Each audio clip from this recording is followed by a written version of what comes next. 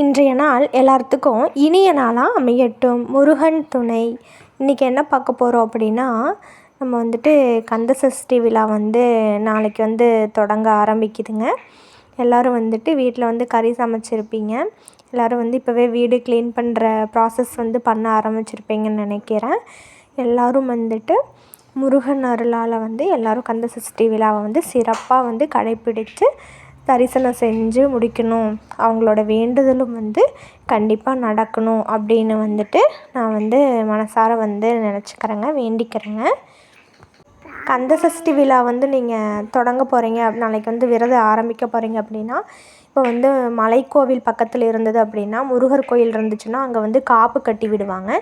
நீங்கள் போயிட்டு கையில் காப்பு கட்டிட்டு நீங்கள் விரதத்தை ஸ்டார்ட் பண்ணிக்கலாம். ஒவ்வொருத்தரும் மாலையும் போடுவாங்க. அவங்கவுங்க சௌகரியத்தை பொறுத்து தான் இருக்குது.